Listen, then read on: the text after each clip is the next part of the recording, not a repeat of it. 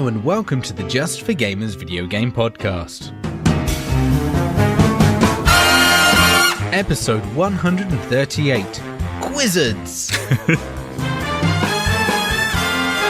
this week's episode, fuck EA again. Fuck them again, and harder this time. JfG Ash wins at Destiny. You did it.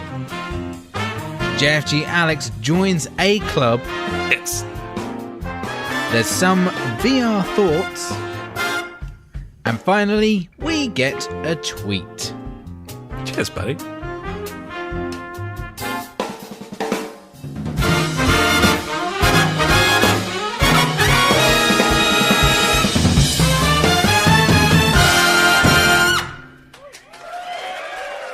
Hello and welcome to the JfG podcast. This is episode 138. My name is Alex and I'm joined as ever by my very good friend Ash. Hey buddy, how are you? Hey buddy, yes, as always, I am good on a Wednesday. Sparkling thoughts, give me the hope to go on. And we might have some new listeners because we got a cheeky promotion in the Dads of Destiny Discord channel this week. So if you're listening, hello, fellow dads or dods. Yeah, that's a reference to South Park. Fucking sweet as the punch, buddy. Putting it out there. Yeah, just letting people know, because, you know, this is episode 138. We've done this a lot, and we've seemed to get into the flow of just talking about shit that we always talk about. And, you know, new people coming to the show might not know what the fuck we're talking about. It might be time to go back around and reference the whole Gibbons thing. Oh, okay. I don't know. Right.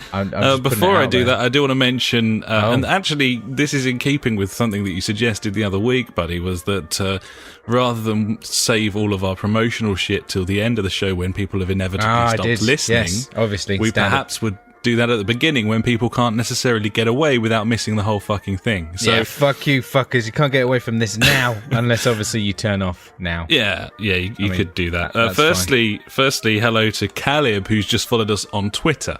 We're on Twitter. We were on Twitter. We got a new Twiddle follower there, buddy. So that's pretty cool. And you can find us on Twitter at the JfG Podcast. Our website, beautiful website, of course, buddy, is www.thejfgpodcast.co.uk. I believe you may have had some hand in the creation of that. I might have made that with my brain. Yeah, not a Squarespace in sight, my friend. Nah, fuck that Squarespace or whatever. Wix, is it? The place Wix, where you go and buy like building materials. Wixes. Yeah, that's the one. You get your planks for your website. You need your website planks. Yeah. You need your website. You need a solid base. Yeah, for that website. Get the joiners in. Yeah. Important. So yeah, you can find us on there. We're also streaming, and if you're watching, then you knew that. But if you're not watching, then maybe you didn't. And we're on the old YouTube, buddy. To YouTube there. YouTube, yeah.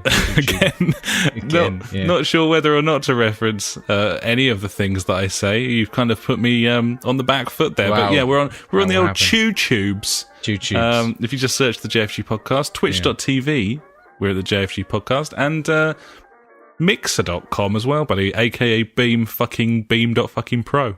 Beam.pro, mate.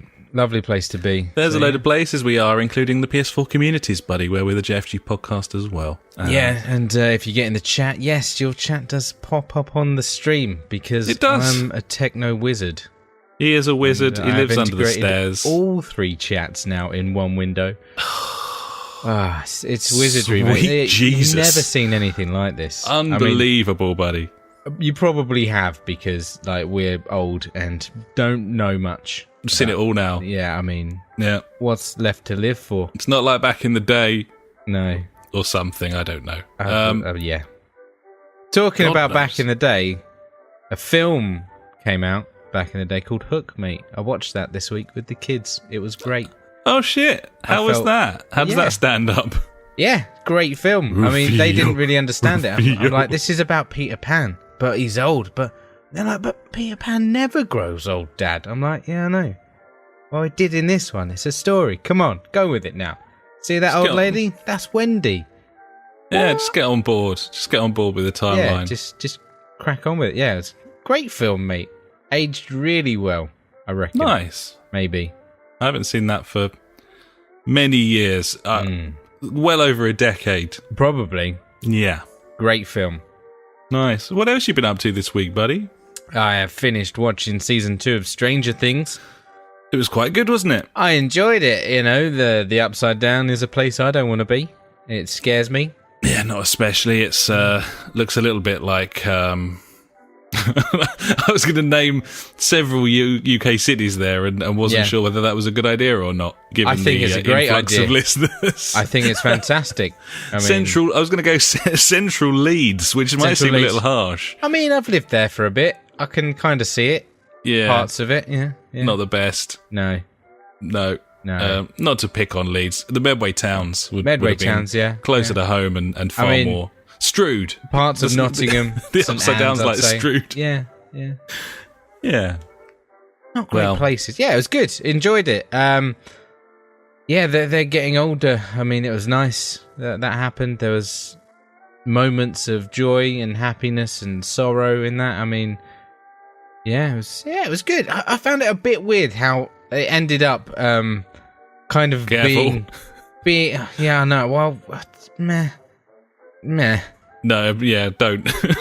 in the house again with loads of shit on the walls. That's what I'm saying. I found that a bit weird. I was like, all right, we did that in season 1. Just saying. Yeah, no, that's fair. Sign. Yeah. Oh, by the way, we say pound sign instead of hashtag, and also we say it at the end of words instead of the front. It's ironic. It's ironic. We say Gibbons instead of it's a given. Yeah. Because it's a monkey. I don't know if I like this. I feel like you got to jump on board and just fucking get with the program. You got to get there yourself. I feel like we're perhaps tutorializing a little too much. The listeners here, buddy.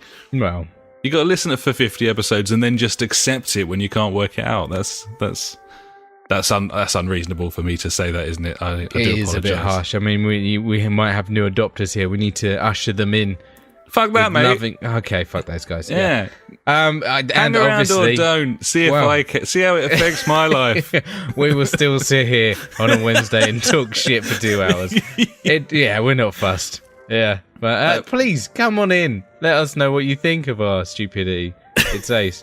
And finally, buddy, been playing some more Destiny 2. Like, that's something I should be talking about. Awesome. Still. Well, I hope that you speak extensively about that in this week's show. I have, because something crucial happened this week, buddy. Cool. Well, as long as we've all got something to look forward to, then that's great. I can save it to near the end if you want, when everyone tunes out.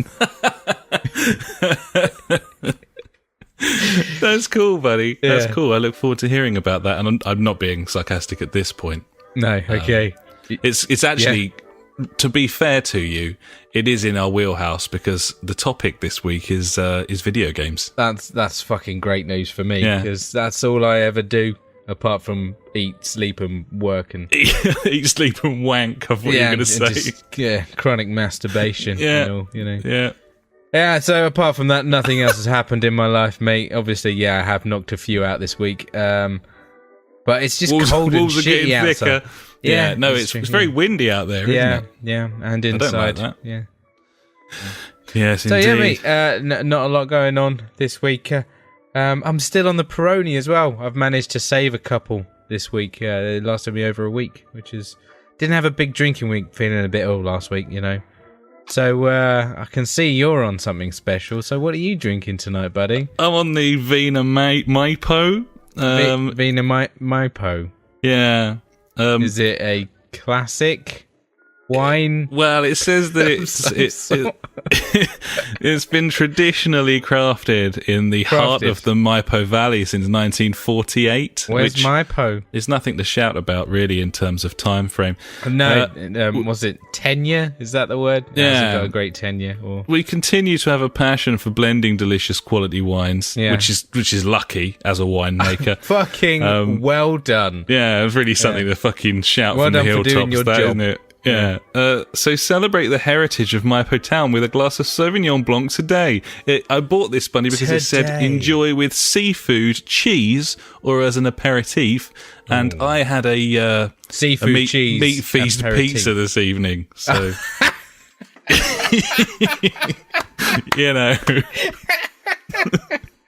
Classic.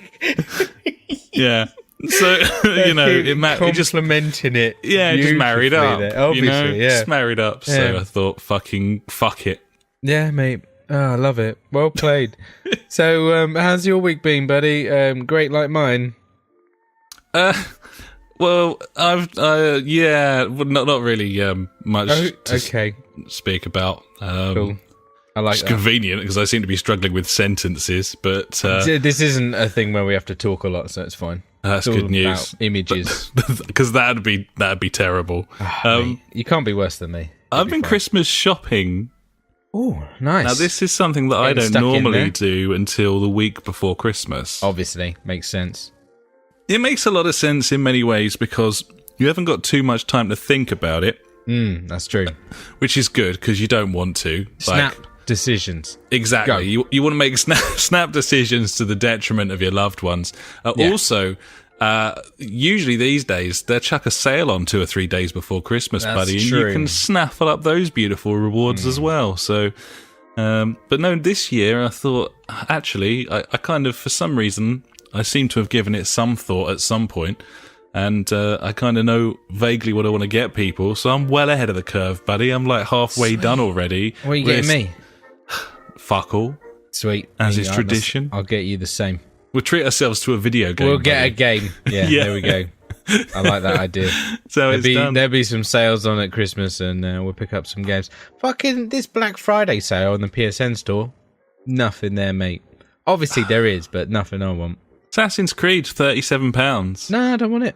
It's not been out very long. I know, well, and Call of Duty's in there as well, and Need for Speed Payback. They're all like down there. I'm like, they're wow. Like 3 weeks old, these games. Yeah. Man. Wow. That means they're shit. It's almost like AAA games, they're having a bit of trouble selling them for some reason or other. I don't know why. I can't imagine. No idea. Well, yeah. So, yeah, Christmas shopping, buddy. Nice. Also went to a new pub this week. New pub? I went to the same pub that I always go to. Oh, yeah? I had some dinner and some beer. Bit of Shipyard? I did. I was going to have a Maid Marian. I tried it. It was a blonde. I was like, that's quite nice. I'll have a pint of that. They're like, oh, sorry. It's all gone. I'm like, fucking you cunts. What a stitch up. They gave me like a little tipple of it, the old taster glass. I'm like, yep, that's the one for me. Because obviously I'm that cunt that goes, can I taste that one? Can I taste that one? Can I taste that one? Get like half a pint in me before I buy one. Oh, yeah. Standard.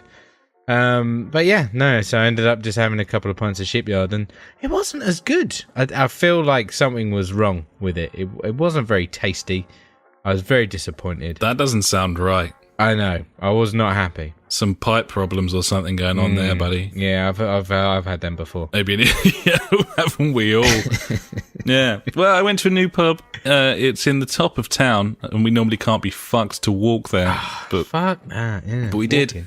And it's really cool. It's like down a weird sort of, it's like a big long driveway between a couple of buildings. It's just like, and then it's in this concrete sort of square between a load of other buildings. It's almost like those old, like Up or something, or those old cartoons or movies where, you've just got some fucking house that they just wouldn't move. Like a property developer came in and bought like every other. Circuit. Yeah, exactly. Yeah. Nice. Yeah. So it's just, it's just weirdly placed in the middle of a load of modern buildings. But yeah, it was a really cool place. It's called the Bow Nash. They had some live music on. And then went another couple of places as well.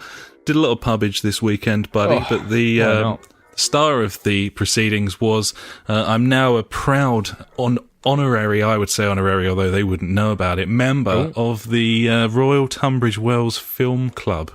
Oh, congratulations. I mean, you've reached the status of that guy. Thank you. I believe. Thank you very much. Yeah. It was a difficult task to become a member. I had to go on their Facebook page. Yeah, okay. Was there an obstacle course? I had to see when they were meeting. Okay, meet and greet. And then I had to be there for that. Did you have to socialise with any of these people? I said hi to some people, but nice. Okay, yeah. Only because it would have been really weird not to. We were in quite a small room. No, it's cool actually. It was quite an interesting little night. there's a pub. Did it turn into some kind of gangbang after the film? No. We were comfortably the youngest people there by some way. Not that there's anything wrong with those. I feel like you were just bragging. Then it's like, hey, youngest guy there. We were very, vim and vigor in our particular pantaloons. No, it was just they meet up sort of once a month. There's a pub up in the top of town called St. John's Yard, and they've got like a really cool function room called the Vintage Room. It's all like exposed walls, real hipster shit with fairy lights and so on. Sign me. And then they got a massive projector screen and a big old projector at the back, and just like a Blu-ray player in there. And they just do it for nothing. You just go down there, it's free.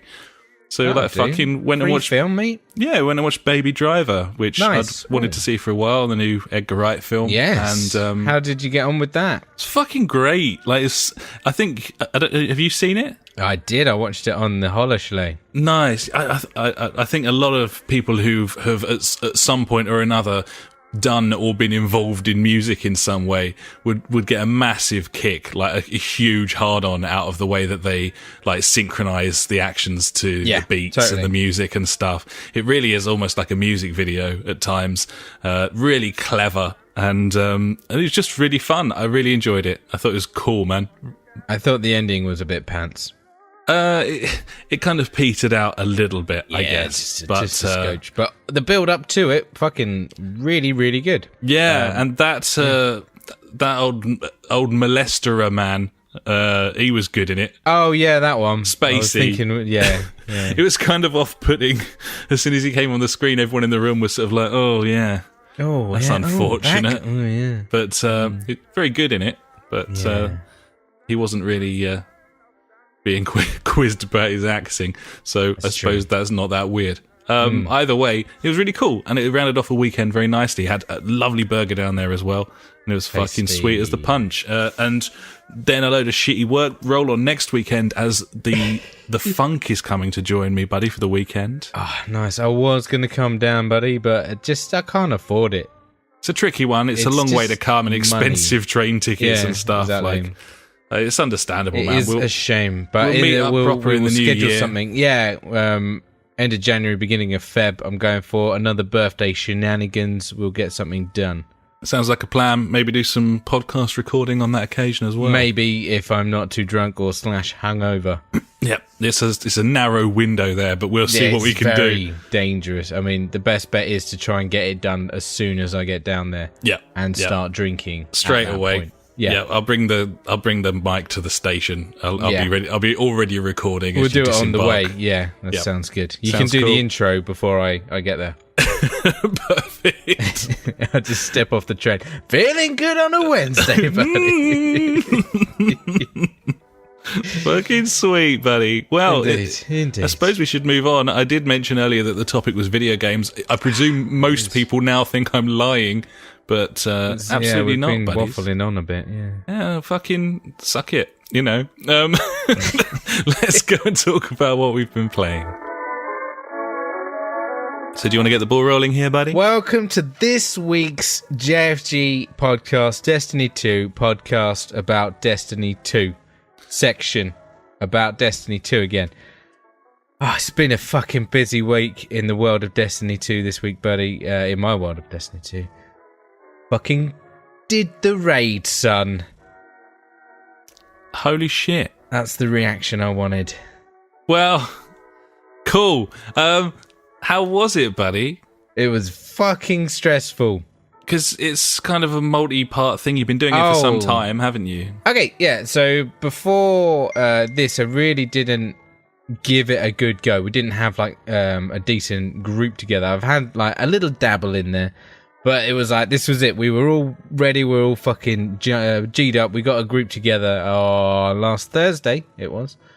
And, we fucking smashed it. We got through, I can't remember which one was first now. I think it was the Gauntlet first, which is the running around the outside one. Tricky. Or it might have been the dogs, where you got two people on top and they have to guide you around this maze without getting spotted by dogs. Yeah, that's right. Fucking stealth in Destiny 2. Who'd have thought it? Is that good stealth? Yeah, it works all right, actually. It's not too bad. I quite like the sound of the concept of it. Yeah, and so you got 2 people up top and 4 people down in this like misty, murky place where you can't see shit at all. And there's these big dogs that you have to avoid. You have to get to these flowers. The 2 dudes up top like shoot the flowers, and then you get like a buff out of it. And then obviously the more flowers you get, the stronger you are. And then you get seen by the dogs, and then you have to just fuck them up. And each person has a dog each. And you try and do that in 1 run, if not 2. We did it in 2 runs to get the raid challenge done this week as well. We got that done and got a cheeky special emblem now, buddy, with a dog on it. Yeah, beastly.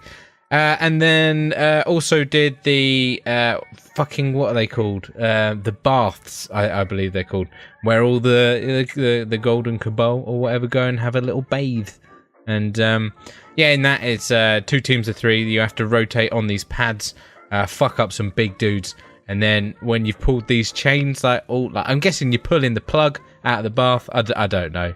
And then you'll meet up in the middle, blow up all these crystals. Job done. And then it's on to Callus, buddy, the old raid boss finale. I find it quite interesting that all these mechanics are so detached from normal Destiny gameplay. See, they are in there in certain places within Destiny. If you run like a lot of the strikes, there's some instances in there where you have to like team up as a 3 to get a situation going or whatever like that. But yeah, no, the raid is very, you've got to be coordinated. It's got these crazy dynamics and things like that. But even some of the public events have got stuff like this, which is kind of cool. It's nice. So on the Thursday, it took us a couple of hours to get to that stage, and we tried Callus a few times, but unfortunately we couldn't get through it. But luckily, that meant that I had that checkpoint until the reset, which is Tuesday. So Friday night, obviously game night, didn't do that. Saturday night, I can't remember what I was doing, probably still playing Destiny, but not the raid. And we organised one for Sunday night, or we tried to anyway. Did we? It all gets a bit blurry because it was... Oh, no, yeah, okay. Oh, God, Sunday. So pop online, normal time, 8:30ish. We've got a raid set up. So there's me, John Boy, and Evis, which is like the 2 guys that I normally do me fire teaming with. We smash out like the Nightfalls and stuff.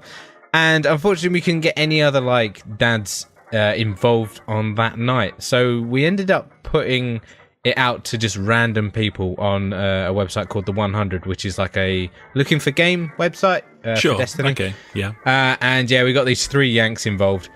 And oh my God, it did not go well. 4 hours later, just no dice, buddy. Just all we had to do is beat this final boss. Just wouldn't happen. There was issues with like mic connection, couldn't hear them, because obviously you split off into 2 teams of 3. 3 of you go to like the Shadow Realm, and you have to call out symbols, while the other 3 have to clear like ads or whatever they're called, like numpties, in the main area, and then hit these symbols that they're calling out, or the ones that they don't call out, sorry. And then everyone meets up back in the middle and then blows shit out of him. So what you normally have to do, you have to do 2 runs of that. And we just couldn't get 2 runs of that at all. And like us 3, we were the guys clearing the room, and the other 3 were in the Shadow Realm doing like the harder job, I would say. And it just wasn't clicking. They were either something was going wrong every time anyway. So one of the guys was like, "Oh, should we just cheese it?" I'm like, "Fuck it, whatever. I've had enough now. Let's just try and get it done." So the cheese is there's no like numpties spawning in the main room, so all we were doing just sitting there waiting for them to call it out and then hitting the symbols, and even with the cheese we couldn't do it, and I was just like, this is so frustrating, it was so annoying. Absolute bollocks. So got to like 11:30 or whatever, and we just like, no, right, fuck it, we'll give up on this now. So on Monday I put a massive plea out in the old Dance of Destiny Discord channel, going like, come on guys, right, I need fucking people to drag me through this. We tried for 4 hours last night, blah, blah, gave the whole spiel. And it wasn't looking good, and I was about to give up. But then suddenly, like 8 o'clock, like loads of people started messaging me, like, "Yeah, let's fucking do this!" So we've got the band back together. A couple of guys from the Dads of Destiny clan. I'm trying to remember their name, but I can't remember right now. But I did say a massive thanks to them in the channel anyway. And yeah, it took us like 3 goes to go through. One of those goes was a fail because one of the guys like internet just died, and then he had to reboot in. So shit. Yeah, we smashed it out in like 20 minutes, and then yeah, I completed the raid, buddy, which was fucking awesome, and it did fucking feel amazing, which is really cool. And I think we're gonna try and have another run at it on Sunday, see how it goes, which is cool. Nice. Cool, so man. Yeah, Destiny 2, still playing it. There you go. And you've basically seen all there is to see at this point, haven't you? The only thing that we've really got left to do is the Trials of the Nine, which is like the super competitive multiplayer. And in that, like, you're meant to try and get like 7 flawless games, which ain't gonna happen. But you can get to a place called the Lighthouse by just getting 1 win, and I think that's the final trophy that we need to get the platinum on it, buddy. Which is nice, cool. Man. That's quite an extensive platinum to add to your arsenal. That one. Yeah, it's nice. It's not been too difficult. The raid, I think it took me about 12 hours in all. But the thing is, it wasn't. I think it would have been a lot quicker if I just had like 1 team, and we just ran it in like a couple of days. Probably would have only taken like 5-6 hours, but because like every time I went in, it was like with different people that I didn't know, and it was just all kinds of issues. So it's I think what the 3 of us are going to do, we're going to try and find like another 3, like another 5 team, and then try and set up like a weekly or bi-weekly raid to just try and crack at it and get some more shit out of it, which is cool. Cool, man. Yeah, man. And also like the guys that took us through it, like a fucking absolutely all over it, and they took us down into like the underbelly of the Leviathan, which is like where you can get all kinds of tasty sweet loot out of chests, which you have special keys to. And I was like, fucking hell, this place is just massive. It's crazy. There's so much shit down there, all kinds of different mechanics down underneath it as well. Yeah, in an area that like a huge percentage of people will never see. Will never see. Yeah, exactly. It's crazy. Yeah, but that's it really. Destiny 2 in a nutshell. It's, you know, they've got stuff there for people that just want to do the campaign, but then if you want to carry on after it, it has. And yeah, it's been loads of fun, and kind of looking forward to the DLC. Not too sure now. We'll see. They've still got another announcement to come out next week about that, but yeah, I'll talk about that later, I reckon. Yeah, so Destiny 2, it's good. Enjoying it. The other game that I've played this week is Star Wars Battlefront #1. And what brought that on, buddy? Because Star Wars Battlefront 2 came out, and I was like, I should play the first one, because we got the season pass for it for free. Oh yeah, they chucked that out to everyone, didn't they? Yeah. So I installed a couple of bits on that and did some X-winging about in space, and yeah, it was fun. That game's got way too many like little transaction-y things and crap in it. Like fucking, I don't know what's going on. It's like arsehole or breakfast, mate. So I can't even comprehend what the Battlefield 2's like with all the gubbins in that. Fucking, it's just, I don't know. Like I logged into it and I was just like, there's coins and fat guys wanting me to do things. What's his name? Old Jabba the Hutt or whatever. Yeah, because I only really remember when it first came out. Obviously, it was half a game.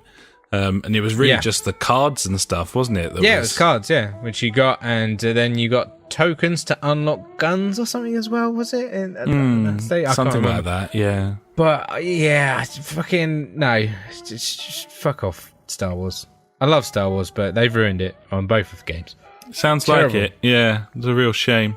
It is a real shame. So did you see any of the like new levels that we'd never seen and that? I mean, it's got the Death Star. I've never even loaded the fucking thing up. Literally, I just wanted to fly around in the X-Wing, and I was like, yay. I don't know what level it was called, but yeah, it was fun. Fair enough. I didn't actually get in there and actually shoot dudes. I was like, no, I just wanted to fly around in a spaceship. Because, after seeing it in Destiny in the loading screen for God knows how many hours, I'm like, oh yeah, it'd be nice if I could fly that. Yeah, I've often thought that. It's a fair point, buddy. Yeah, so I was going to load up, because fucking hell, buddy, we won the game of buying games this week, didn't we? Yeah, we did. We bought Titanfall 2. We certainly did. We were talking about it either last week or the week before. I can't remember. Or it could have been months ago. Who knows? It was quite recent, yeah. And then, there it was in the sale for like, what, 11 quid? 11, 12 pounds. Yeah, so. 12 quid, mate. We were like, we'll have that. So I was going to boot that up, but I only had like half an hour to play. So I was like, fuck it. Star Wars. Yeah, sure. Why not? Biatches, buddy. Fuck it, yeah.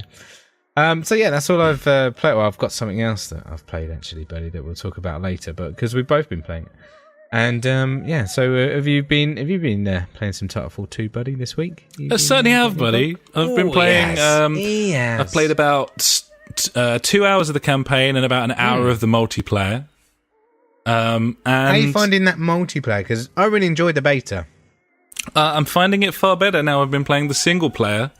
Because the single player does a fantastic job of introducing you to every fucking mechanic you can think of and helping you perfect your like wall runs and your double jumps and everything. It does a great job of all of that. So it's like a campaign / mecha tutorial. Well, at the beginning it certainly is, but it's not sort of blatant in that sense. Yeah, it's not like hold forward to go forward.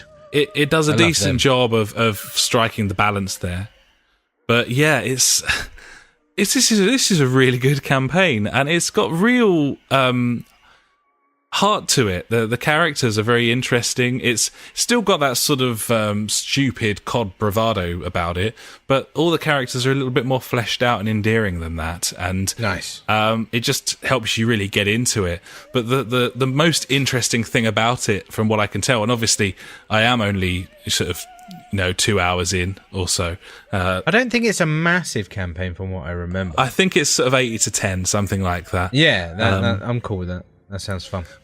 There's lots of these moments that I would probably can compare to sort of Portal 2 moments where it's their kind of co-op elements between you and the Titan, because when you get out of the Titan, it's got an AI in it and it can do shit on its own.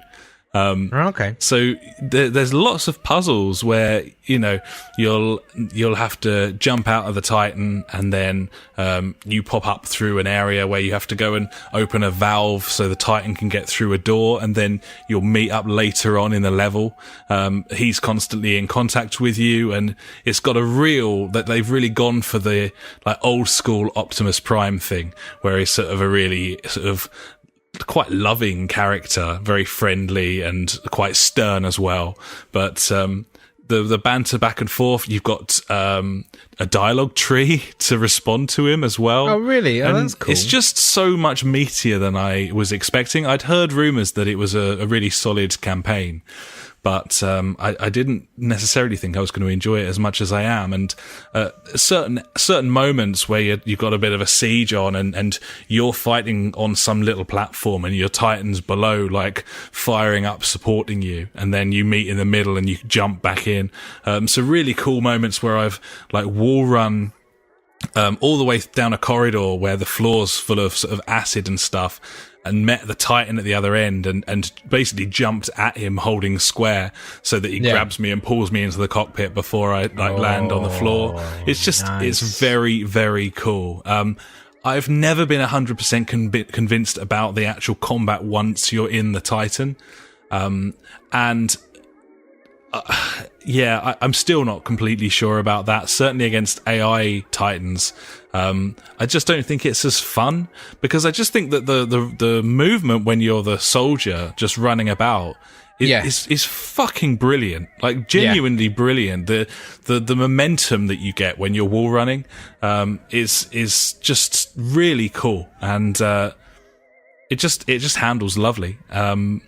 And more so than the Titan, but it does a great job of feeling very meaty, introduces you sort of slowly to all the different mechanics that you have, and it really is a proper mech. You've got a different weapon or power on every button in almost like an MMO style kind of thing. It does so many things great and also looks really nice and runs at fucking nailed on 60 at all times. Just absolutely rock solid. I feel like there is nothing that the game could do to hit that frame rate. They've just made sure. And as such, everything just feels really nice and satisfying. Yeah, and responsive and awesome. Yeah, I'm guessing that definitely adds to the movement of the entire game. It does. And when you can start doing like triple wall runs and stuff where you're double boosting onto a wall and then switching to another wall and double boosting off of that one, it's shits on Mirror's Edge's movement, shits on COD's combat. It's a fucking cool game. And nice. There's loads of different modes and interesting bits and pieces to the multiplayer.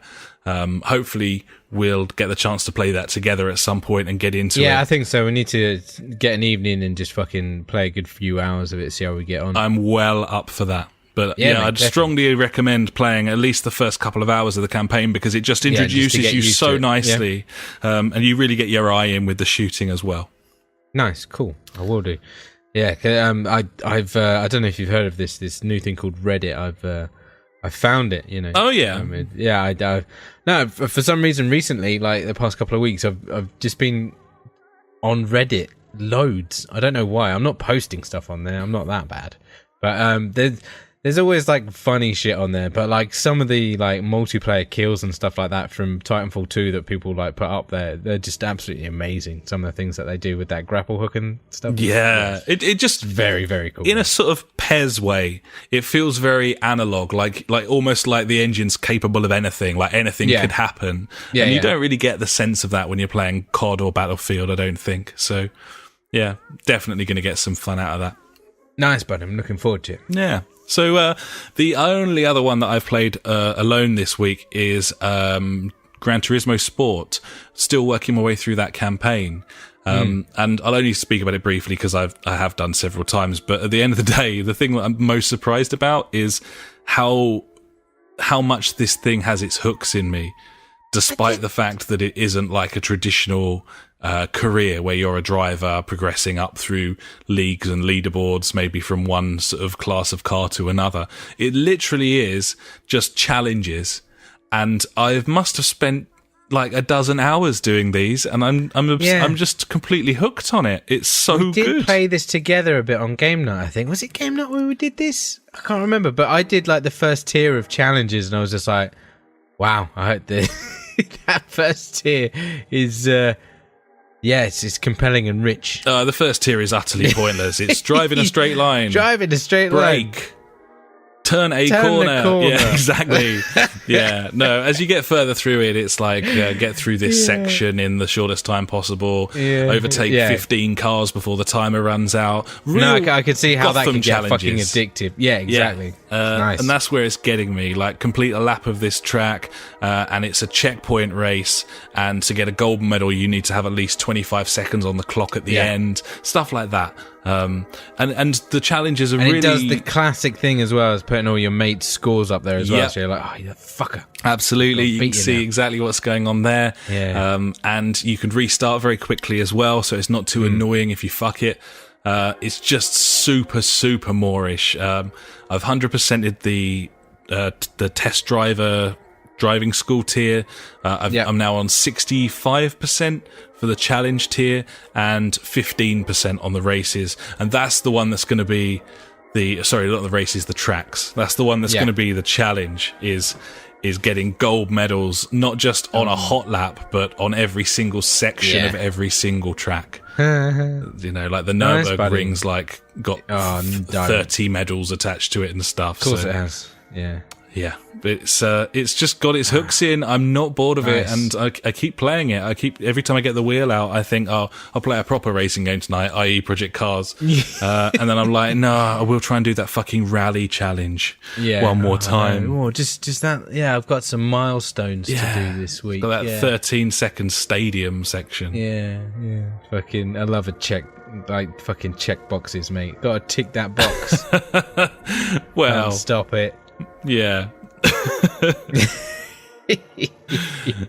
So yeah, I know. I'm glad that you're getting fucking stuck in on that game because I had my doubts when we got it. Yeah, it's great, sounds like man. You're really getting your money's worth. I do think that when I've completed the challenges, it's going to be like, oh, okay, because I'm not sure that the actual racing itself. I'm not sure it's quite good enough that I'm going to sit there and do events that start on the hour or on the half hour or whatever. Yeah. Okay. But having said that, it's still the only way to have competitive, fair racing on the internet. So maybe I will, but I'll certainly be fucking good at the game by that point. Yeah, buddy. Nice. Oh, cool, buddy.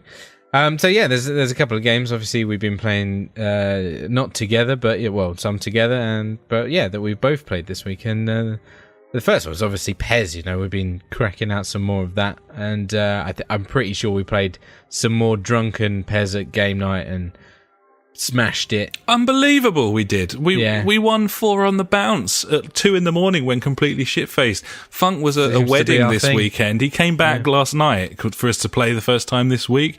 He was like, what the fuck? Like, how did this happen? It's like, I don't even remember what we were doing. I was caned, but it went very well. Me and Funk added to that 4 wins and a draw record last night with another 4 wins, buddy, and we're now top 30 in Division 1 at this moment in time. So Jesus Christ, some kind of big dick player right now. Absolutely, buddy. Maybe we should just turn our YouTube channel into like a Pez League channel and just stream all our games. I believe so. Sounds like a great idea. Start making sick bank. Yeah, that's the way it's done as far as I'm aware. Yeah. That's what I've been told. Yeah. Pez Master Leagues. What can go wrong? I don't know. Maybe we could start our own gambling website and kind of stealth promote that in the background. That's a good idea. I think we should do gambling. Gambling, loot crates. We want to sell, get some loot crates. Yeah. We could make our own option files. That'd be good. Then we can gamble the kits away. Yep. There you go. There's a something for you. I like it. Yep. Yeah. Absolutely. Nice. Perfect. Yeah. I mean, yeah. Fucking great game, Pez. Love it. Gibbons, buddy. I'm going through my Champions League campaign in Master League. Well on my way into the quarterfinals of the Champions League, buddy, to try and win that trophy for the first time. So that trophy. All about Fulham, mate. Trophy-o! Nice. So yeah, that's Indeed. Pez. Yeah, so the other game that we both have played this week is The Witcher 3, buddy. Oh, yeah. I have been playing the absolute fucking shit out of this. But what's your story, Sunshine? I played it for about an hour. And I every time I load it up, I'm like, yeah, let's go to Witcher. And I'm like, no, I can't. I just can't get on with the fighting. I know great. I just need to put in hours of fighting. But I'm just like, what's this? It's hard. Flailing about. You need to master the sidestep, buddy. That's where it's at. It's like Bloodborne. I'm like, I got that. But early doors, you can just spam the dodge, not the roll dodge, just the sidestep one. What's that? X jump? I don't know. X is the roll, I think. I thought circle was the roll. It's either X or circle. Yeah, whichever one doesn't roll is that one. Yeah. Just spam the fuck out of that. Yeah. And then every time they miss you and you end up behind them, hit them, and then start spamming it again.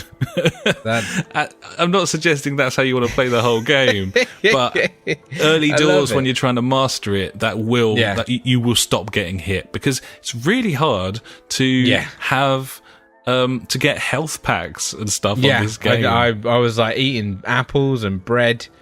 Like, fucking sweet. Yeah. I mean, there would be a shortage of food in this sort of, war-torn land, but, we are so balls deep in this. We're obsessed with it now.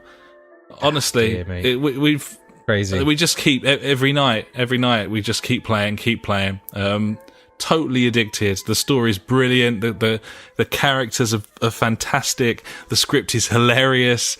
And for us, it's like the most addictive box set ever. The missus is overwhelmingly hooked, to the point where she was asking about backwards compatibility options for the first 2 games, and I was like, well, you don't want to do that. I wouldn't advise that, because they hadn't really mastered it at that point. No, I wouldn't advise that. But I just wish that, because I had this game on like pre-order, like before it came out, and then I cancelled it, and I kind of wish that I just stuck with it at the beginning and got it and just fucking played the absolute balls off it when it first came out, when I was like, yeah, excited.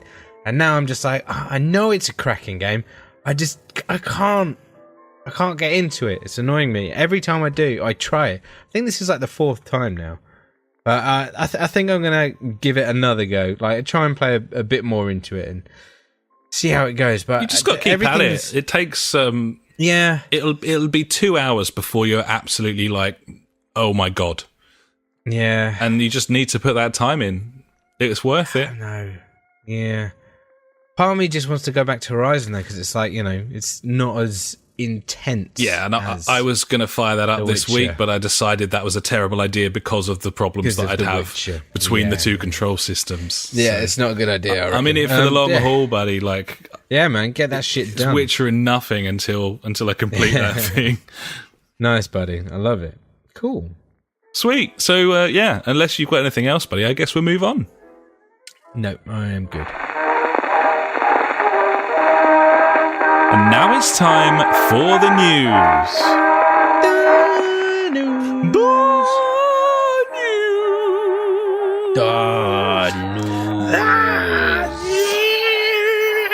Fucking news. Number one. Number Wang. I'm just going to pour myself a glass, buddy, because... yeah, go for it, mate. Fucking...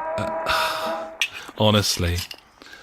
tempting to just stop doing a podcast until Battlefront isn't in the news at all times, just so that I know, yeah, but to be honest, this week some more interesting news came out, apart from people just moaning about it. It's absolutely true. I've got this. I've tried to summarize it as quickly as possible. I don't think people are necessarily like super bored about hearing about this stuff, but there's just so much. Like, the normal size of our news section could have just been filled with EA and Battlefront news this week. God, it's ridiculous, isn't it? Mental. Anyway, I'll stop talking about it. We'll just go there, shall we? Here we go. Yeah, let's crack on. Okay.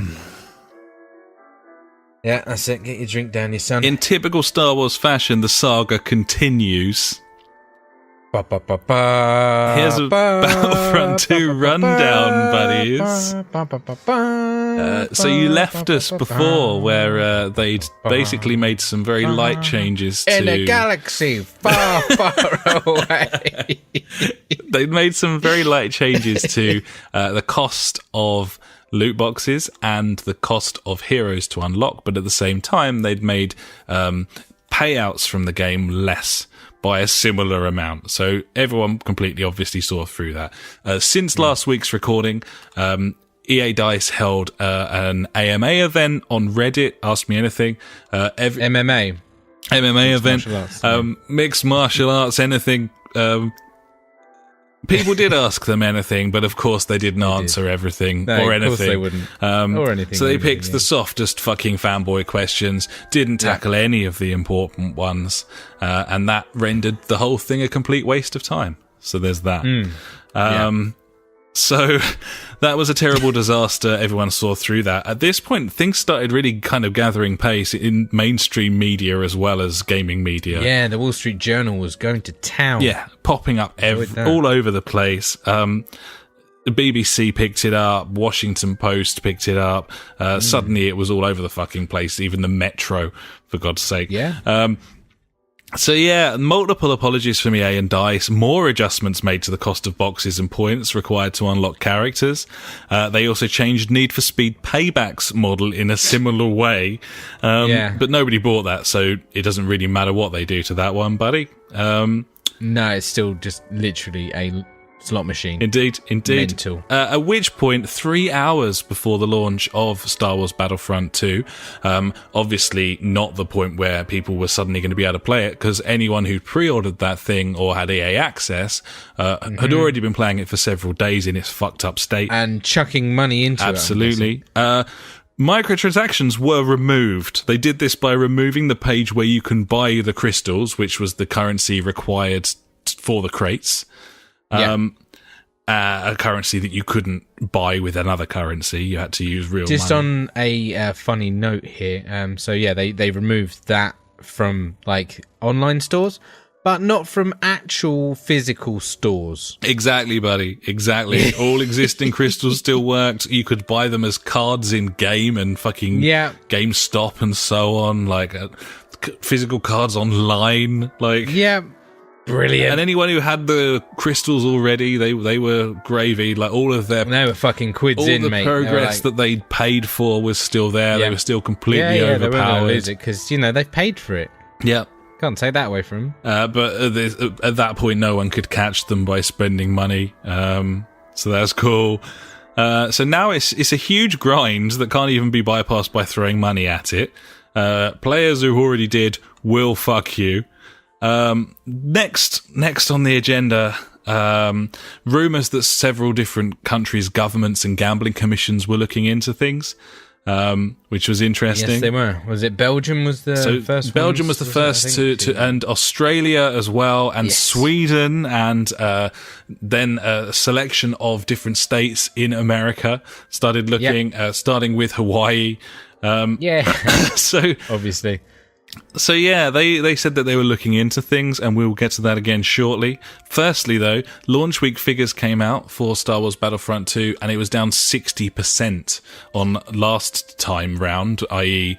Battlefront 2015. I won't call it original Battlefront, because it fucking wasn't. No, But this is a bit skewisky, isn't it? Because this was sales figures from the UK, and the UK sales figures don't take in digital sales. Exactly, and even in the last 2.5 years or so, digital sales have become more prevalent once again. Yeah, they're on the up and up, aren't they? Yeah, and have been for some time, and certainly are far more prominent now than they were in 2015. So, but it didn't take top spot in the top 10. FIFA maintained top 10. Battlefront came in at second. That's true. Which I think that's quite a big hit. It's telling. Really. Yeah, it is telling. Yeah. Several other countries there was a similar story.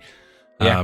It should hit top spot. It's a Star Wars franchise video game. It's a Star Wars fucking game. It should be number one for at least a couple of weeks, easy. Even with FIFA out and shit. So yeah, even with those skewed stats, it still doesn't look great, does it? Frankly, no. Which is good. Next, a statement from a Wall Street analyst. Basically, at this point, mainstream media had picked the story up. EA were getting crucified left, right, and centre. They were. And then suddenly this analyst comes out from Wall Street, from a company called KeyBank Capital Markets, Evan Wingren, who made a statement arguing that games aren't overpriced. If anything, they're underpriced. The quote reads as this: "If you step back and take a look at the data, an hour of video game content is still one of the cheapest forms of entertainment. Quantitative analysis shows that video game publishers are actually charging games at a relatively inexpensive rate and should probably raise prices." Did you see the actual breakdown of hours and stuff that he made up? Yeah, he'd been busy on PowerPoint, hadn't he? Mental. Yeah. So he was saying what was it like with Battlefront 2?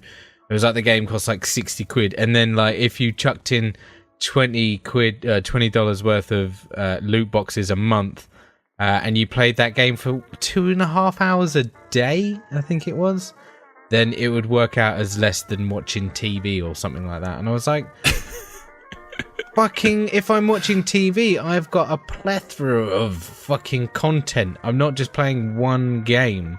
Like, this is what he doesn't understand. Well, and also, I've got to buy a PlayStation to run that on, and all kinds of shit. You know? Well, the absolute most important thing is not how much they cost to.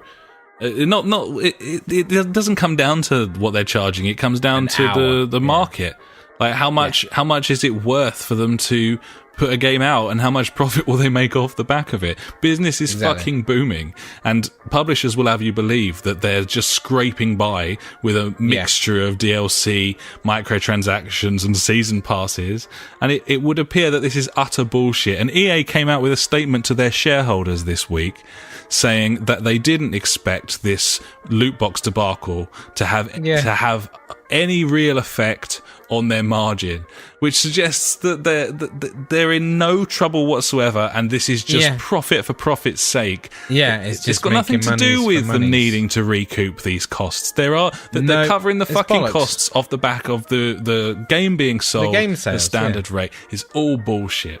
Speaking of bullshit, Evan Wingren is a fucking EA shareholder who regularly sits in on the conference calls of EA. He does. Now, he really does. Firstly, I do want to mention anyone who is a shareholder of Electronic Arts can dial in and listen to a conference call, and that wasn't widely reported. This guy isn't some specialist board member on like a table of 15 fat cats. But he is a shareholder. He has had many, many dealings with them in the past. Secondly, it isn't illegal for him to be a public analyst on a company that he's a shareholder of. It's just fucking shitty.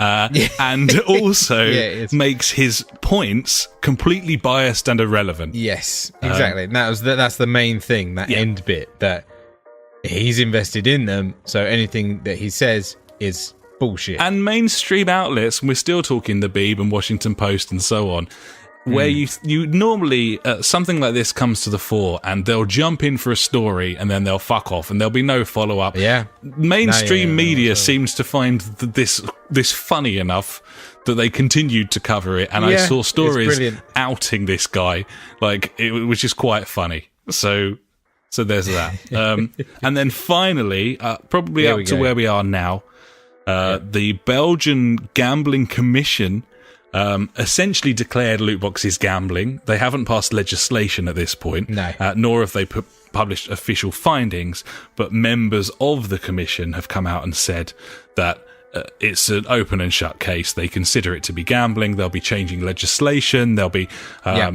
if they can't remove these sort of practices from video games, they'll certainly be slapping 18s or possibly even 21 ratings on these games. And slapping old EA with a massive fine as well. Slapping EA with a massive fine for essentially gambling under the noses of the Belgian public.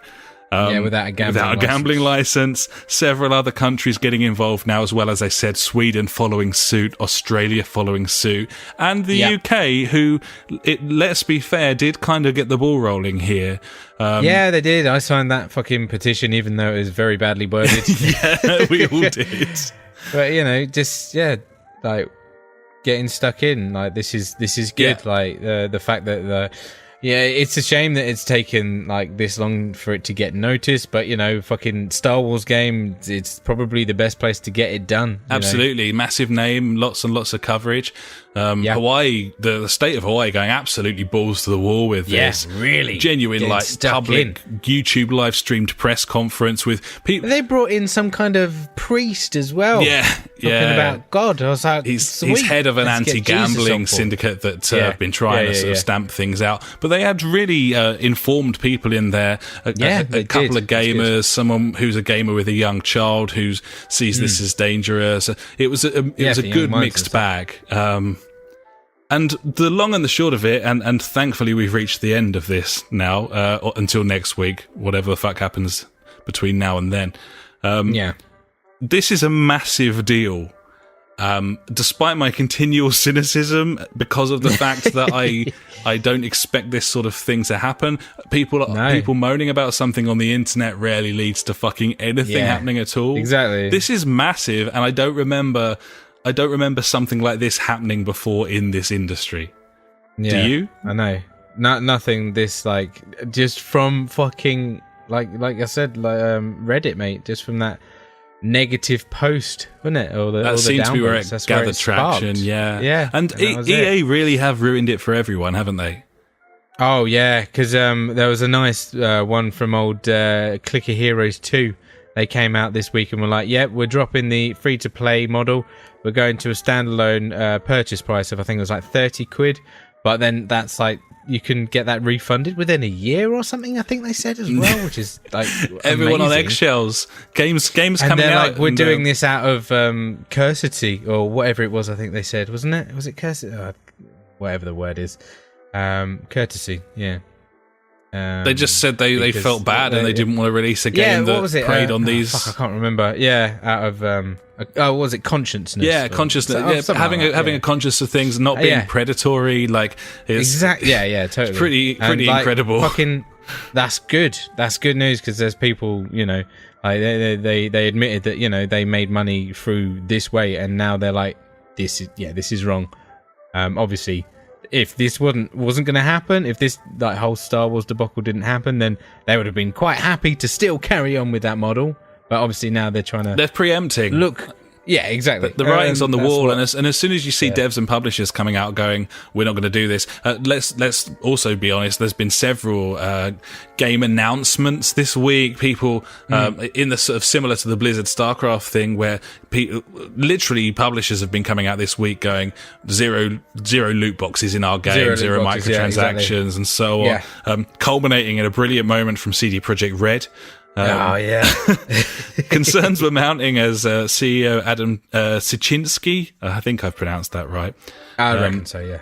He claimed the studio were considering games as a service. He was mainly talking about possible things that they could do to sort of remain current at CD Projekt Red. Obviously, The Witcher 3 was a huge success, talking about implementing online elements and games as a service elements and so on. He wasn't specific. I don't think he misspoke, but in this week of all weeks, it raised many concerns over whether CD Projekt Red were going to kind of fuck it as well. And we're talking about Cyberpunk 2077, by the way. I probably should have mentioned that. It's the next game from CD Projekt Red and my most anticipated game of all time. I can't wait. Now I'm into the... No, fuck that. Fuck that thing. Oh, okay. Don't give a shit. Fair dues. But I understand that, buddy, of course. Anyway, the studio tweeted because people started sort of talking and saying, they're going to be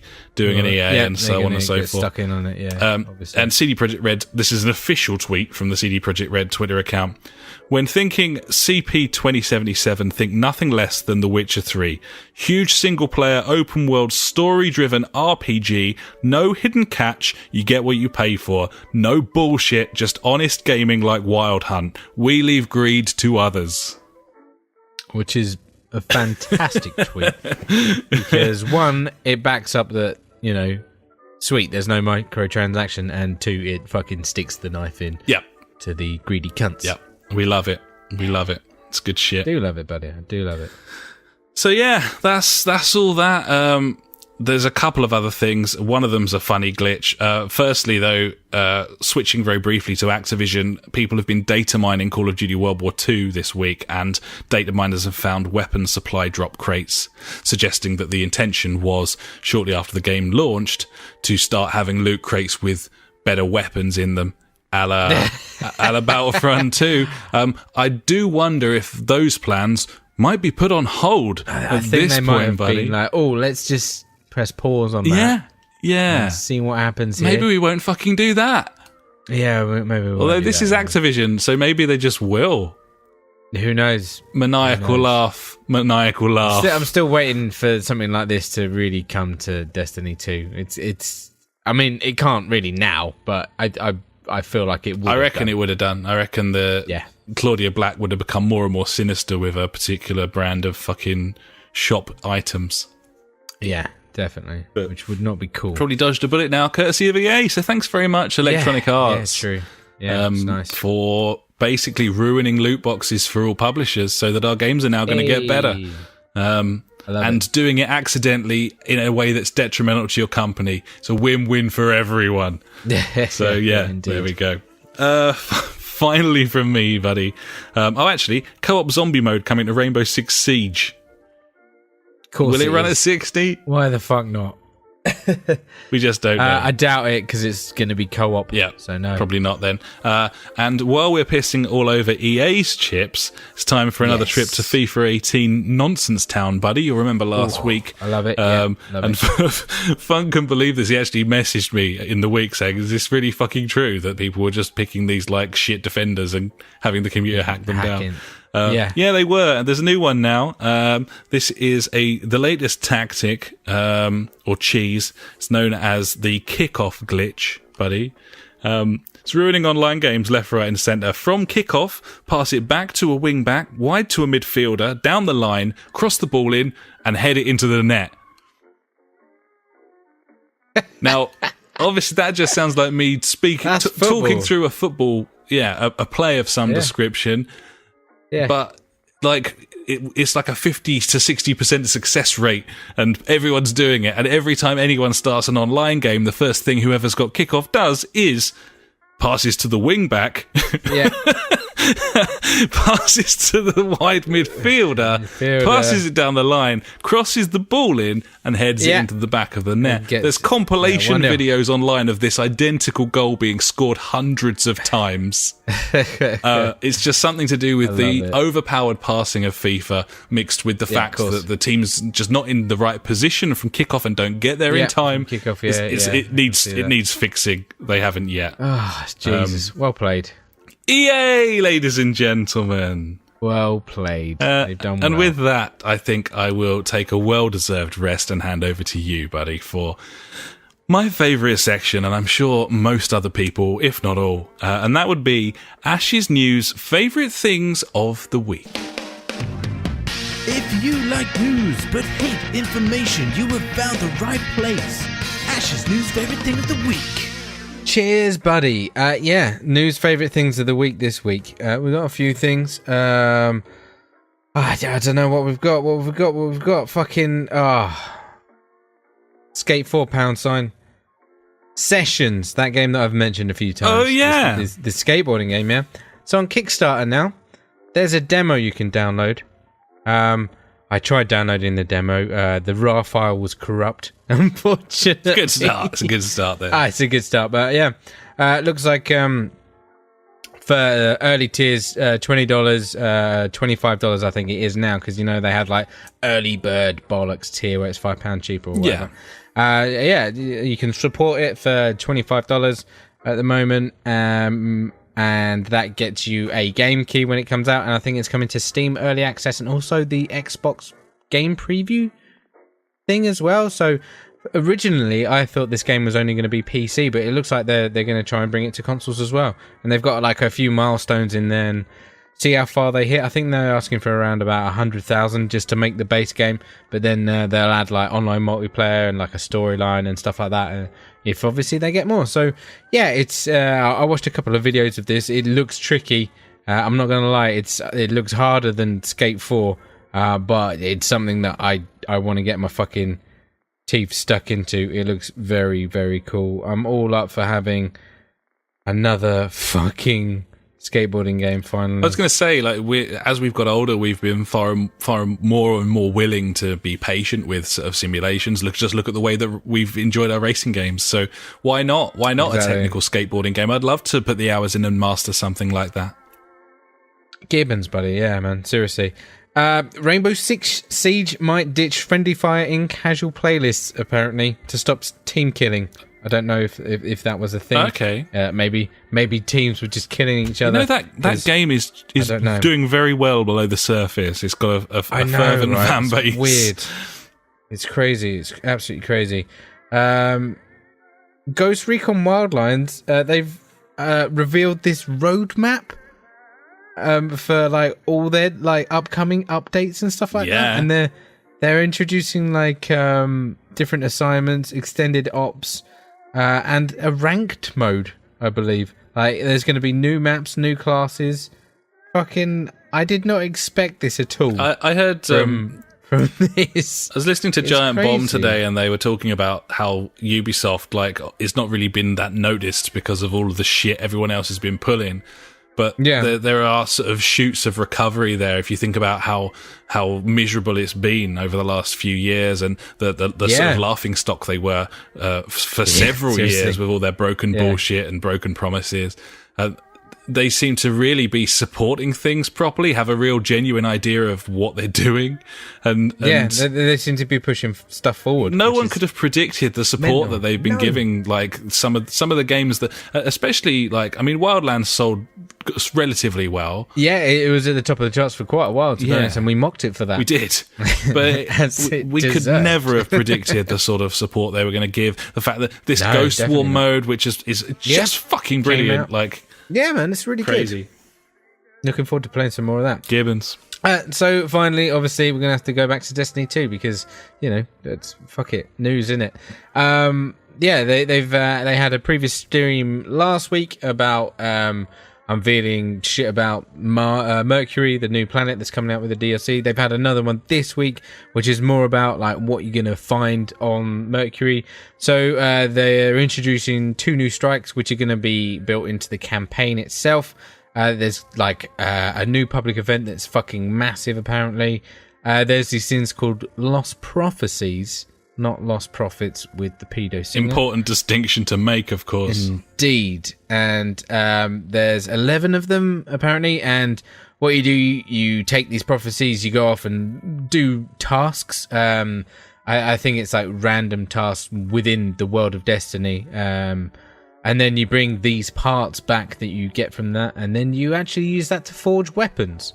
Now, if these are... I think they are specific weapons, but... We're not too sure on like if they're going to be different in any way, shape, or form, or they're just going to be like the same for everyone. Because at the moment, because the main uproar in the Destiny community is these things called static rolls. Every gun, like say I get like one gun called like fucking. I've forgotten every single name of all the guns now. Fist fucker. Fist 3000. Fucker, right? I get the Fist Fucker 3000. It's got these perks on it. Every Fist Fucker 3000 I get will have the same perks. Where the beauty with Destiny 1 was, you get Fist Fucker 3000, and each time you got it, it might have a different perk on it. Like, it might have, like, high caliber rounds or, like, whatever. Oh, is that not present in the latest game, then? No, so that was the biggest difference. And I feel like that has made it easier for, like, casual gamers to get more out of it, because they're not thinking, oh fuck, what it's dumbed it down. Yeah, it's like you don't have to anymore think about what qualities your particular fist fucker has. Exactly. Yeah. It's just like, right, I've got the fist fucker, sweet, game on. I know that the fist fucker is sweet at fucking people up, kind of thing. Like that's a big issue with the Destiny community at the moment. And anyway, that's for another day. We'll see what fucking happens. So I don't know if I'm that excited about this DLC. I don't think it's going to last very long. Doesn't look meaty, does it? No, I don't think there's a lot to it, and I don't think it's going to add a lot to the end game kind of content to it, because like now I've pretty much experienced everything that Destiny 2 has to offer. I'm still happy to go around again, chasing numbers and whatever, or just chasing bits and bobs. Like at the moment, Iron Banner's on, so I want to get the rest of my Iron Banner loot and shit like that. So I don't know. I'm more interested in these seasons and stuff like that, because I believe that's where a lot of the new content will be coming from. But we'll see. I think from my point of view, it's kind of important that I jump into the DLC and get my level up ready for the next DLC. Yeah, that's it. Like that. Well, that's the thing. Like we'll jump on. We'll go through the story campaign. That'll probably get you up there anyway. I think so. So yeah, all is good, buddy. So yeah, that's all my news this week. Short and sweet, buddy. A lot of the stuff that I saved we covered in the shit show that was not the shit show. The I don't know what I'd call it. The news, maybe. Yeah, yeah. The fuckering, which was the news. Fuckering. Yeah, there we go. I mean, I would use that as the title, but I don't think you'll let me. Well, it's always tricky with that, but yeah, we'll think of something. Well, thank you so much, buddy. That was some lovely little tidbits of news there for us. And sessions pound sign. That was your news. It was also my news, of course, and that was the news. And now it's time for Out This Week. And that's out this week, buddy. What have we got? Fucking games. Slightly distracted by... I put a Queen playlist on, and it turns out that the second track's some sort of Queen Christmas number that I've just never heard before. That sounds good. Yeah, I don't think it is. But, well, a little bit, maybe. Not skipping that one, are we? Yeah, I don't really want to do anything because my Mac seems to be spinning up the fan every time I touch it, so... Oh, don't touch it, I guess we'll just suffer. We'll just suffer. Yeah. It's probably because I'm using the webcam on it, I'd imagine. That might be it. Anyway, sorry, to topic, buddies. Out this week. Yeah, what's out this week, buddy? I need to know. Resident Evil Revelations / Revelations 2 re-releases on the Switch. Yes, more old games on the Switch. Yep. Black Mirror launches on PC, PS4, and Xbox One. This is nothing to do with Charlie Brooker's famed dark comic drama series from Channel 4, followed by HBO and Netflix. No, Netflix, sorry. It was Netflix, yes. This is a third-person point-and-click adventure from 2003. From a Romanian studio, and it's apparently a very, very good game. I don't quite know why it's coming out again, especially that's weird. On consoles, but here we are. This is what's happening. Maybe they've crowbarred some loot boxes in there, buddy. I don't know. Hopefully. Could have been the case. Siberia 2 arrives on the Switch this week. It's that old, weird Another Tomb Raider old game. Yep. On the Switch. So we move on there. Doom VFR. That's virtual fucking reality, buddy. That's coming to PSVR HTC Vive this week. Fucking. Nice, I like it. Nice. Yeah. Fucking, yeah. Cool. Fucking. Soma arrives on Xbox One. It's a game that we picked up on PS4 and played all the way through in... Did we stream that? Was that the one that I listened... I think I just listened to Lionel Richie all the way through it. Just to stop you getting scared. Yeah, I don't think it was Lionel Richie. It was someone else, wasn't it? I think it might have been Lionel Richie. Might have been. Yeah. Dancing on the ceiling as these weird light-up facey monsters at the bottom of the sea were It made that game so much more enjoyable. They might want to think about that if they ever create another game, you know. Yeah. Optional Lionel Richie soundtrack. Should be in the options menu of all games. So it's like in the difficulty setting, like pussy mode, like listen to Lionel Richie whilst playing this game. Lionel mode. Yeah. Lionel. There it is. He's a lion. Does improve things. He is a lion. Yeah. That was a cool game. We liked it. It wasn't amazing, but it was a really fun ride when we went through it. It was. Yeah. So it was cool. I would recommend that game for sub £15. Yeah, that sounds about right. And finally, Xenoblade Chronicles 2 is coming to the Switch. It's a Xenoblade game. Is that the old one? Or is it a new one? I don't know. I didn't look. I mean, if it is an old one, that's 3 for 3 this week. They've done fucking well. Xenoblade Chronicles getting that, 2. Getting that fresh content on the Switch. It's a new one. Ah, no way. I bet it's just a port of the old one. It's a new one exclusive to Switch. Yeah, nah, there you go. It'll be using the same shit. He's not having it. I'm not having it. It's bollocks. It's a new game for the Switch there, buddy. Yeah, new game for the Switch. Sure it is. Well, anyway, that's coming out this week, buddy, along with all those other games I just mentioned. So, cool. What can you say other than that? That's out this week. That's out this week. And now it's time for the JfG Top 5.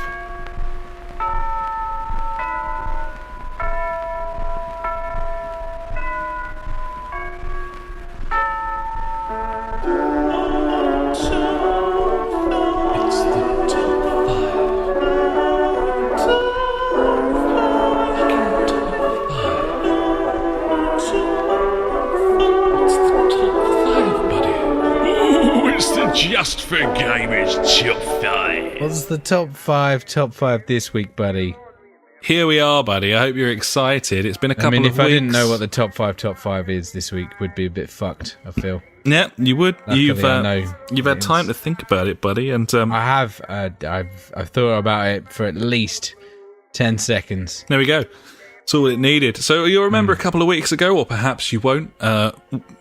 it doesn't really matter, that we were doing our Christmas lists, essentially, but mainly we're talking Christmas lists of either gaming-related or tech-related stuff, i.e. things that we won't get. Things we won't get. We'll get a load of fucking bullshit. No, you won't. Get one of these? No, I probably won't. I won't get anything off my list, because all people buy me is a load of fucking shit.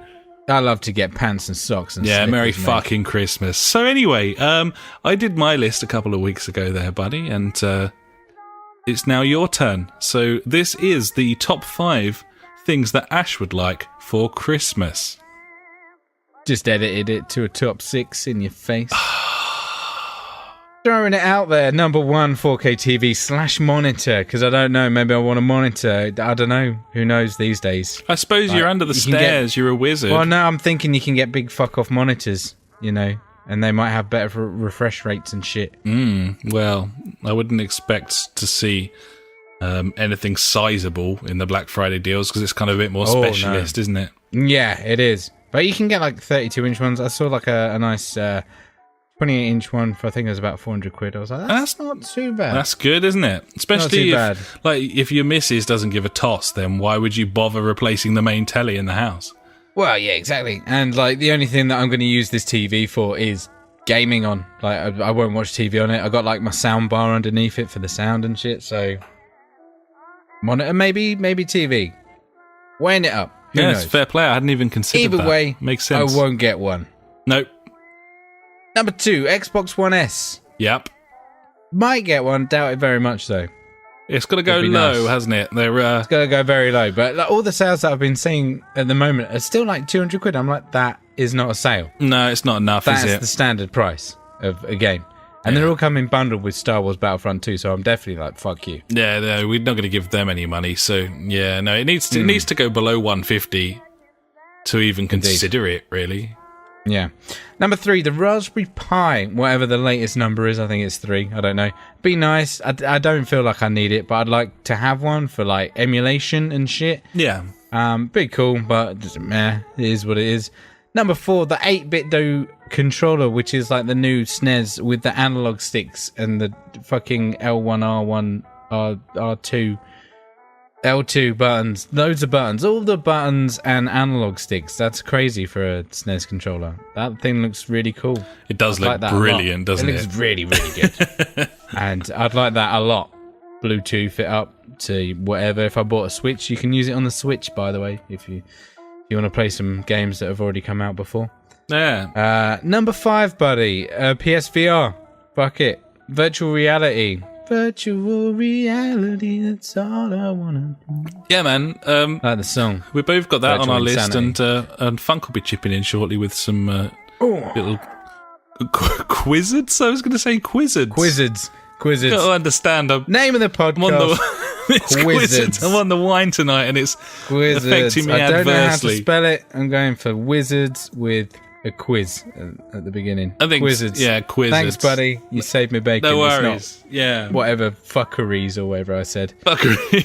The fuckering. The fuckering. Yeah. Quizards. And finally, buddy, number 6. Just thought of it right now. I want like a really nice mono headset.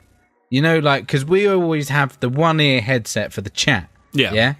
Like, I hate wearing normal headphones. I was going to say 2 headphones, because that's dumb. Just normal headphones. I can't do it. Like, when playing games, like, my ears get all sweaty, and I'm like, this isn't comfortable. I can do it, but no. I want a fucking nice, like, 30, 40 pound mono headset. That would be cool. That would be cool, because, I mean, R1's done a great job, and it's fine. It's all right, isn't it? Quiddish. Yeah, it does it's pretty the job. Budget. But I'd like a solid quality headset. But if I'm actually putting this out as a question, if anyone knows of a decent mono headset, so one ear with a microphone, one ear jobby, microphone extension on it that is compatible with a PS4, let me know. Hit me up in our fucking Street Beat section on our website. That's the jfgpodcast.co.uk/street-beat. You can hit us up there. Fucking Street Beat. Hit us up and get on the show. Get on the show, let me know. That'd be much appreciated. Well, fair play, buddy.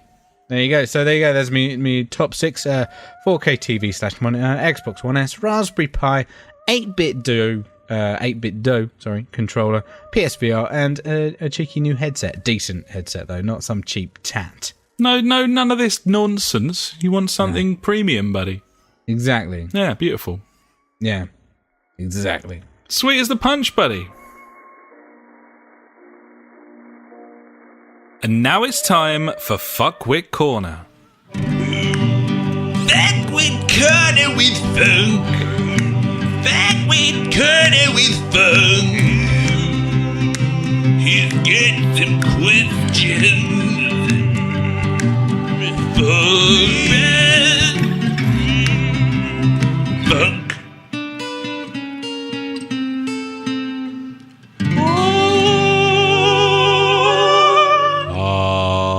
Has he got any Quizards? You got some Quizards for us, buddy. Yeah.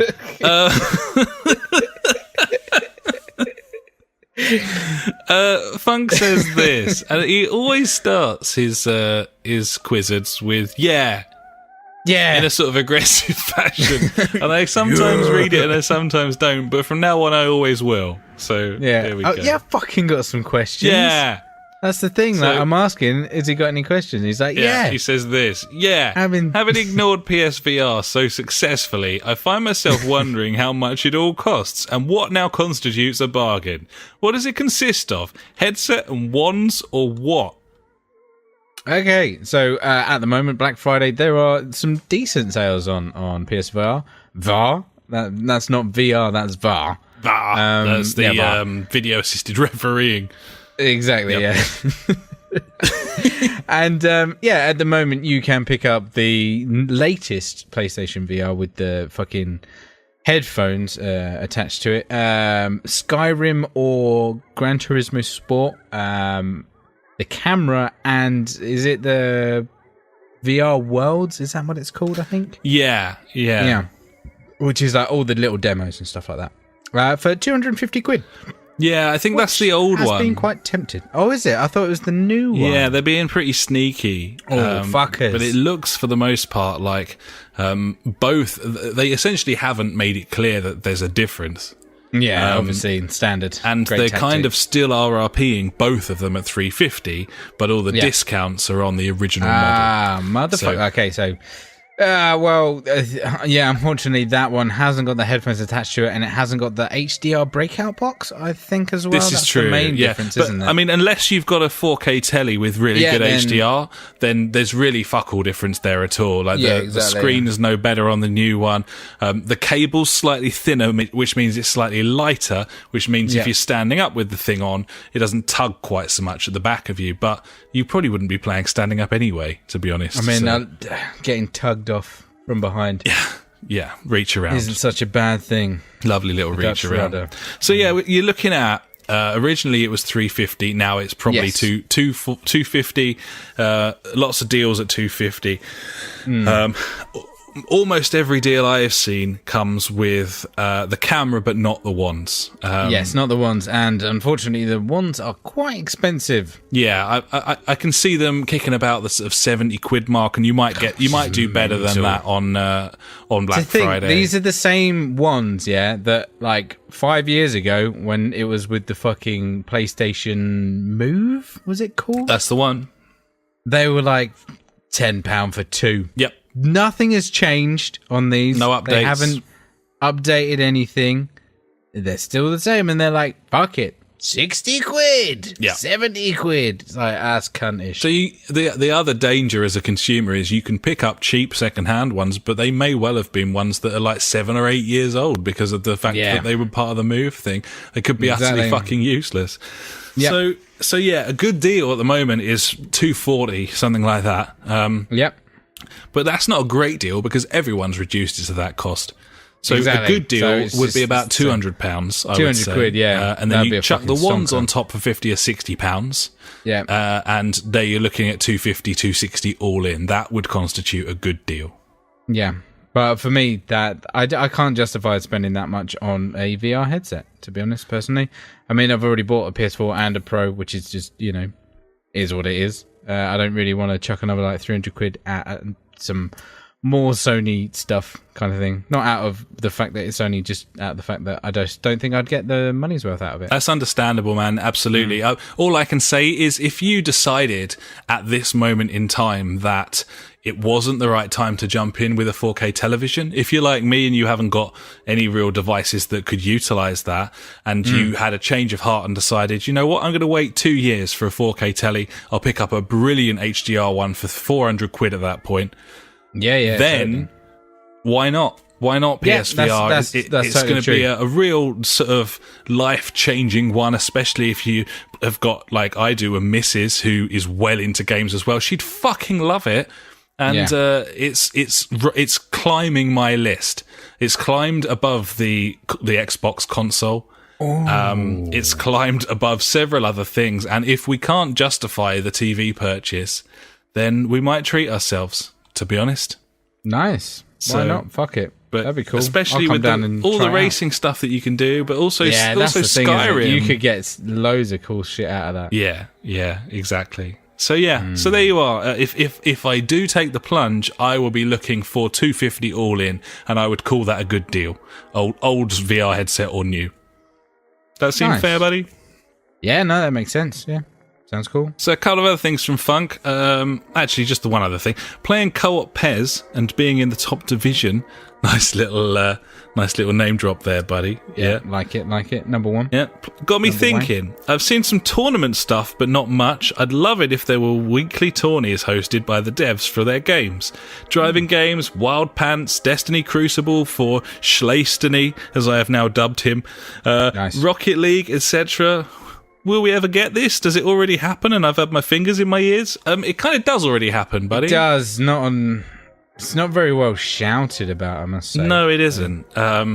There are a few games where it's got genuine integration for that sort of thing, and Pez is actually one of them. There is an esports Pez league on Prevo. It's not surprising you haven't found it, Funk, because fuck me, the menu system on that game. Imagine finding anything. But there is like an esports thingy on there. FIFA at the moment, there's a lot of controversy about this, actually. It's got a weekend Masters League mode thing on there, where you have to play a certain number of games during the week to qualify for it, and that gets you into a weekend tournament where you have to play, I think it's something like 40 or 50 games across a weekend. Fuck that. But that gets you all the biggest rewards for Ultimate Team and so on. Also, FIFA has literally a play for money mode in it, Love it. as well. But in terms of console integration, I can't speak for the Xbox because I don't know exactly how it all works, but the PlayStation dashboard actually has an events section. Yeah, it does. And you can search by game. Usually it just displays stuff that you've got installed or on your account. Mine always chucks up GTA 5. Yeah, GTA 5. A Drive Club was one of the leading exponents of it back in the day. Wasn't it? That was cool, yeah. Have you ever really investigated this? Because I don't think that I have, to be honest. I've never really looked. Not really, no. The only thing that I've heard about is, like you say, from those events or from like random stuff that I'm watching on the internet or reading articles saying like, the devs are going to be playing from this time to this time. Try and find them and you'll get a special whatever thing. Yeah. I remember I can't remember what game it was, but there was a trophy, or I think it was an achievement on the 360, where it was like a virus one, where you had to kill like a dev, but then if you killed someone that had killed the dev or had that achievement, what game you was got that? it as well. I can't remember, but that was fantastic. I think that was Unreal. It might have been. But that was such Unreal a cool Tournament achievement. or Unreal 3 or whatever it was called. Yeah, it could have been, I can't remember. But it was a really, really cool idea. I like that. So, like, it just spreads, obviously, exponentially. It's coming out with some big words. That's very cool. I did like that. Yeah, that was really cool. Oh, man. Yeah. No, I think tournaments and events and stuff, obviously, I obviously don't give a fuck about it, or I'd have invested. I've known these things are here, and I've never properly investigated them. It depends if you're like a competitive multiplayer or not, or if you're into competitive multiplayer. And I'm not really much of one. Like I do play a lot of Crucible now. I'm not gonna lie. I play a hell of a lot of Crucible. I didn't see that coming. And would you consider doing that like in a league mode? No, I don't like the pressure. See, I think I don't know if we're getting a bit big for our boots, Funk and I, but I'm starting to feel like we might be a bit of a thing on the old PES. Something special. Yeah, like honestly, I think, we're winning a lot. And we've always like put in a good show. I don't think like, and the fact that we've played football games as a team for so long, you know, we can kind of have some sort of sixth sense about how we're gonna react in certain situations. And yeah, I don't see why. I mean, and that was a beautiful thing. Like back in the day on like, was it FIFA 09 when like clubs or whatever it was first came out, the when it was online fair. team play. Yeah, when it was fair. And Jesus Christ, we played the shit out of that, and like we actually did care a lot about where we were in the leagues and in the divisions. We did, yeah, we did. And you know, if I don't know how well the PES leagues work, I'm guessing not very well. Probably not. It would be nice to have that competitive side to it. I mean, it is already there technically because there's divisions and shit, but.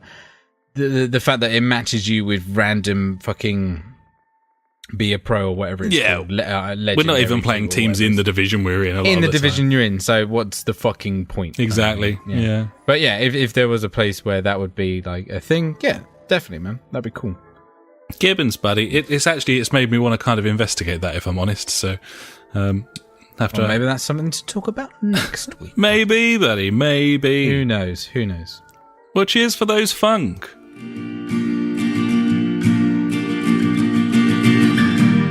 Every week we end the show with questions and comments sent in by you.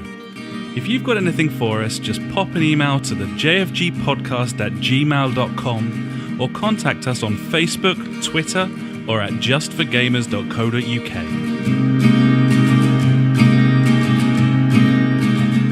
And now it's time for JfG Street Beat. You got a question we wanna know. Street Beat. Facebook, Twitter, we're on them all. So hit us up and be on the show. Street Beat. The JfG Street Beat. Street Beat. We wanna know. Get on the show. And friendly neighbourhood JJ's got on the show via Twitter this week, buddy. Twitter. Fresh off of our talk about NVIDIA GeForce Now last week. He came up with this, which he's familiar with. It's liquidsky.com. JJ says, I haven't used this, but thought you might be interested. And this is essentially the same thing. Obviously not from NVIDIA, but it is a cloud-based PC gaming system. And it also works on like Android as well, so you can run it off of tablets and stuff with the ARM processors and that sort of thing. I had a bit of a look, and I haven't tried it either. Obviously, I don't have a PC, but yeah, I'd like to try it on my phone, if I'm honest. Yeah, that's the thing. Like, I tried on live on my phone. That was it, on live. Yeah. I remember playing like, what was it? Oh, some terrible racing game. I remember playing. Was it Dirt 3? I think it was Dirt 3 or something like that. It wasn't great. But yeah, man, this looks cool, and the fact that there's no cost to it. I don't know how this works. It's crazy. I need to investigate it more, and I had never heard of it at all. Okay, so it's like there's a pay as you go, or you can have a monthly subscription. Okay, so yeah, it is a. There's a trial there, though, isn't there? You just start with 20-minute free trial and can upgrade at any time. Yeah, there you go. Nice. So it might be worth just having a punt at the old 20-minute trial and seeing how it goes. Yeah, I'll be interested now that I have dabbled a little bit more with GeForce Now this week, but unfortunately got rather hooked on fucking BioShock Infinite and kept playing it. I started a new game on it, and I'm about an hour in. So that's what you want. I loved that game so much, but I only ever played it once, and it was the launch night. I played it start to finish from midnight till about 9 in the morning. And that was the only time I've played it. I was just obsessed. I was waiting for ages. Only ever played Bioshock Infinite once. I like it. So yeah, I think it's probably worth giving that a go. It might be interesting to see how that looks on your tablet as well, buddy, because it'd be nice to just see sort of different resolutions and that sort of thing. Yeah, man, definitely. It'd be cool. So thanks very much, JJ. So I think that'll about do us, buddy. I'm suitably rigid from the wine. I've got Queen playing in my headphones and feeling pretty tasty. I suppose I should probably ask, what do you think we'll play now? I would imagine Pez if the funk's about, but you got any other ideas? Yeah, that sounds good. Unless the funk does one, then we could do some recon maybe. Ooh. I mean, it's still early doors. Technically, it's only 20 to 10. We've smashed it out of the park tonight. We've done beautifully well. Done good. It's been a tasty affair. And indeed it has.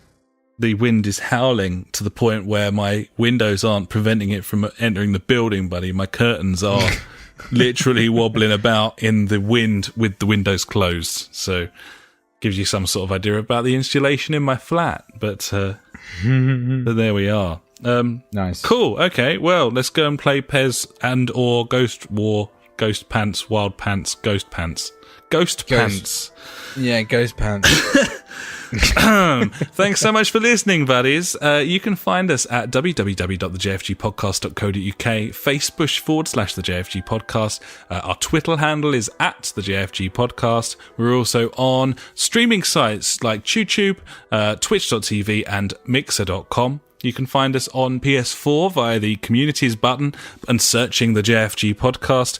We're on SoundCloud/Just for Gamers if you want to listen to an episode from before the dawn of time. And we are also on Google Plus, if that is how you choose to live your lives. Thanks so much for listening, buddies. We will catch you next time, probably with a shit ton of Battlefront 2 news as the whole thing changes once more. Once again. Until then, thanks so much for listening. I've been Alex. He has been Ash. Goodbye. Goodbye.